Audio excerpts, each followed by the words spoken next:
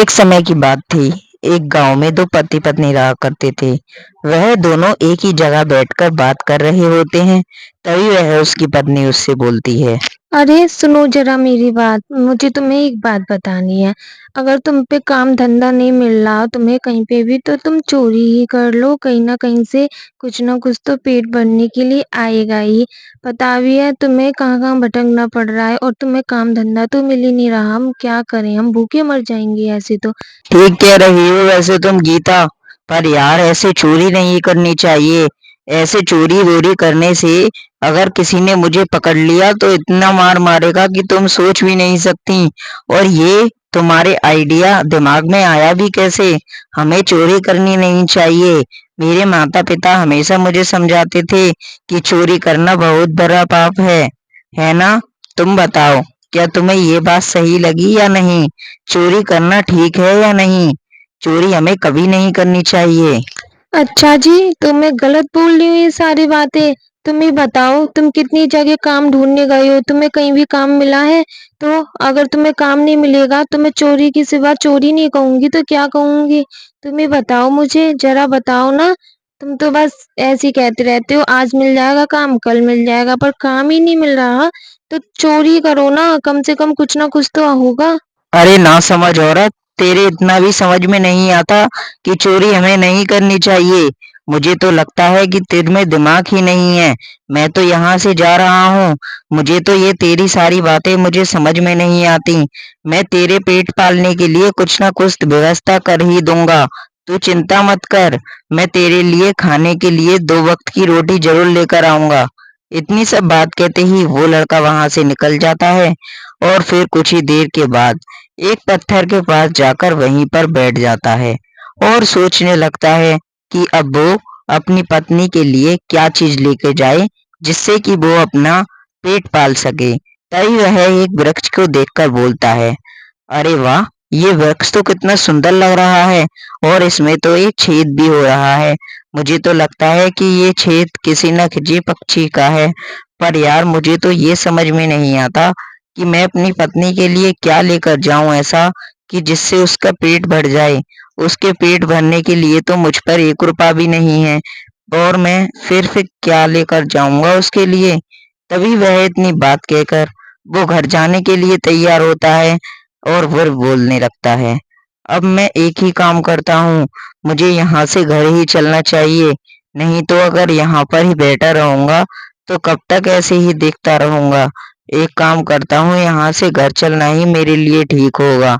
नहीं तो वो मुझ पर बहुत ज्यादा चिल्लाएगी और कहेगी कि तुम लेकर तो कुछ भी नहीं आए और ऊपर से अपना समय और बेकार कर आए हो। मुझे तो भाई यहाँ से चलना ही चाहिए। पर यार इस जगह की हरियाली देखकर मन नहीं करता।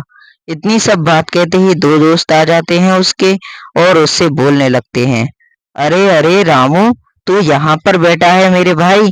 क्या तुझे पता है, तेरी तो लॉटरी लग गई है। अब तो तेरे मजे आ जाएंगे और तू बहुत ज्यादा खुश भी हो जाएगा मेरे भाई। अरे भाई, क्या हुआ है ऐसा जो कि मेरी लॉटरी लग गई है? क्या हुआ? इतने खुश क्यों नजर आ रहे हो तुम दोनों? क्या हो गया ऐसा मेरे साथ? मुझे कहीं पैसे वैसे तो नहीं मिल गए? बोलो, कुछ बोलते क्यों नहीं हो मेरे भाइयों? क्या हुआ ऐसा जो कि मेरी लॉटरी लग गई है?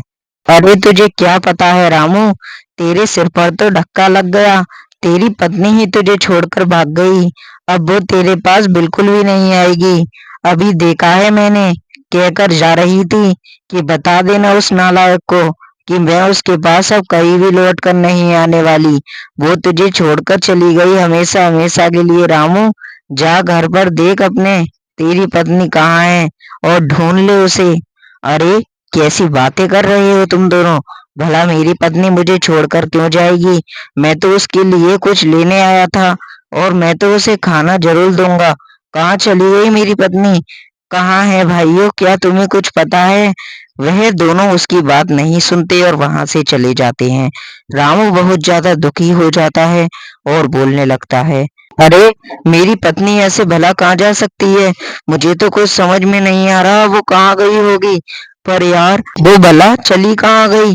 मुझे तो घर पर जाकर ही पता चलेगा सारा सिलसिला कि क्या हुआ है और क्या हो चुका है? एक काम करता हूँ, घर ही चलकर देखता हूँ, क्या पता ये गाँव वालों का मुझसे झूठ बोल रहे हों और मुझे धमकाने की कोशिश कर रहे हों। मैं एक काम करता हूँ, मुझे तो लगता है ये मुझे पागल ही बना रहे हैं, घर चलकर देखता हूँ। इतनी बात कहते ही रामू अपने घर चला जाता है और घर पर आकर देखता है तो उसे उसकी पत्नी नहीं मिलती और एक जगह खड़ा होकर बोलने लगता है। अरे मुझे तो लगता है कि वो जहाँ से छोड़कर चली ही गई। अरे अब तो यहाँ पर कोई भी नहीं है। मैं तो अकेला हो गया भगवान। अब क्या होगा मेरा? मेरे तो कोई दांत भी नहीं दिखेगा। अब मैं क्या करूं? मुझे तो कुछ समझ में नहीं आ रहा। कहाँ ढूंढूं उसे?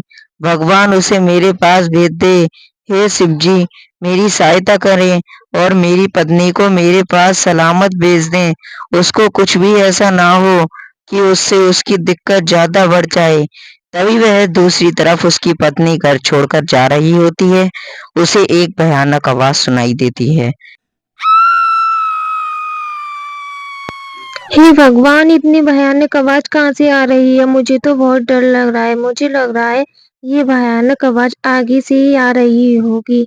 अब क्या करूँ? मैं तो इस वक़्त अकेली हूँ और मुझे डर भी बहुत लग रहा है। पता नहीं शायद ऐसा ना हो यहाँ पे कोई चुड़ैल आ जाए और मेरे पीछा करे और मुझे मार भी सकती है। ये आवाज़ तो बहुत ही ज़्यादा भयानक है। उसकी इतनी सब बात कहते ही उसके सामने एक गंजी भूतनी आ जाती है और वो गंजी भूतनी का शरीर बिल्कुल हड्डियों का बना हुआ होता है। हे भगवान! मुझे तो पहले ही लग रहा था यहाँ पे कोई गड़बड़ है और ये चुड़ैल तो मेरे सामने ही आ रही है। मुझे तो बहुत डर लग रहा है। अब क्या कर सकती हूँ मैं बताओ? ए लड़की, तू मुझे जानती भी है मैं कौन हूँ? आज मैं तेरा खून पीकर तेरे मांस खा जाऊंगी। मुझे बहुत दिनों से कुछ भी खाने के लिए नहीं मिला है। इसकी वजह से मेरा सारा शरीर गल गया है और मुझे सारी की सारी हड्डियां दिख गई हैं। ये चुड़ैल वैसे भी मैंने सुबह से कुछ भी नहीं खाया है और तुम मुझे खाना चाहती हो, तुम्हें मुझे खा के क्या ही मिल जाएगा बताओ ज़रा? और मैं बहुत ही ज़्यादा तुमसे डर रही हूँ और तू मुझे खाना चाहती है और मैं तो सुबह से कुछ भी नहीं खाया, मैं सुबह से बहुत दिनों से भूखी हूँ। अच्छा, तो तू भूखी है। मुझे तेरे भूखे होने से कोई भी मतलब नहीं है। बस मैं तेरा सिर खाना चाहती हूँ। तेरे सिर खाने से मुझे बहुत ज्यादा शक्ति मिलेगी और फिर मेरी बॉडी बन जाएगी। मैं बहुत ज्यादा शक्तिशाली भी हो जाऊंगी लड़की। अब मैं तेरा खून पी जाऊंगी और तेरे खून से नहा लूंगी। तेरे खून पीने के बाद देख क्या होता है। इतनी सब बात कहते ही चुड़ैल उसकी ओर बढ़ती है और फिर कुछ ही देर के बाद शिव जी आ जाते हैं और फिर बोलने लगते हैं। हे चुड़ैल, रुक जा। क्यों इसको मारने में लगी पड़ी है? तू जानती भी है ये कौन है? ये मेरी भक्त है और ये मेरी बहुत ज्यादा पूजा करती है। कौन आ गया है मुझे रोकने? कौन आवाज लगा रहा है पीछे से मुझे? जिंदा नहीं छोड़ूंगी। किसने मुझे रोका? कौन है मेरे पीछे जो मुझे रोकना चाहता है? ए चुड़ैल, मैं हूँ। मैं तुझे रोकना चाहता हूँ। तू जानती भी है मैं कौन हूँ? मैं देवों का देव महादेव हूँ। अच्छा, तो तू मुझे मारेगा? तू कोई भी हो, तू मुझे नहीं रोक सकता इसको खाने से। अब मैं इसको खाकर ही आगे बढ़ूंगी और तुझसे बात करूंगी। आज तो मैं इसे लड़की को जिंदा नहीं छोड़ने वाली। तुम कौन होते हो मुझे रोकने वाले? कौन हो तुम जो मुझे रोक रहे हो? तभी वह शिवजी बहुत ज्यादा क्रोध में आ जाते हैं और उसको फिर बहुत बुरी तरह से निहारते हैं और लाल गुस्से में आंख होते हुए बोलते हैं। ए चुड़ैल, अब देख मैं तुझे एक श्राप देता हूँ कि तू यहीं पर खड़े खड़े भस्म हो जाएगी चुड़ैल। तू अब जिंदा नहीं बचने वाली। तू देख आज यहीं पर मरेगी। तू एक गंजी चुड़ैल और मैं कहाँ शिव जी, तू मुझे जानती नहीं है, मेरी कितनी शक्तियाँ हैं। अच्छा, तो तू मुझे अपनी शक्ति दिखाएगा। कौन है तू, जो कि मुझे इतनी शक्ति से बात कर रहा है? नहीं तो अच्छे-अच्छे लोग मुझसे थर-थर काँपते हैं मेरे शरीर को देखकर। मेरा शरीर इतना भयानक है और तू मुझसे बिल्कुल भी नहीं डर रहा। मैं बहुत भयानक चुड़ैल हूँ।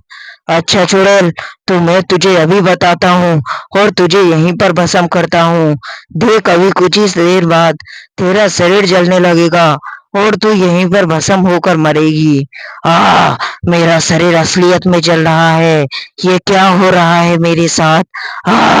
मैं जल रही हूँ। तभी वह चुड़ैल वहां से गायब हो जाती है और फिर कुछ ही देर के बाद वो लड़की शिवजी से बोलती है।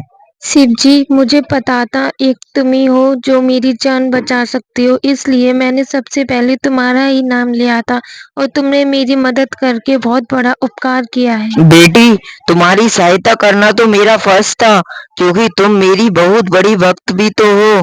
पर तुमने एक काम बिल्कुल गलत किया है। तुमने अपने बेचारे पति को छोड़ दिया। शिव जी, मुझे पता है चोरी करना बहुत गलत बात है, पर मैं कर भी क्या सकती थी। घर में कुछ खाने के लिए नहीं था और पूजा पाठ करने के लिए भी कुछ भी नहीं था, इसलिए मैंने सोचा कि चोरी ही कर लो आप, कुछ ना कुछ तो होगा। नहीं बेटी, चोरी करना पाप है। अब तुम यहाँ से जाओ, तुम्हारी बात समझ में आई हो तो। इतनी सब बात कहती ही लड़की वहां से चली जाती है और फिर अपने पति के साथ अपना जीवन खुशी से व्यतीत करने लगती है।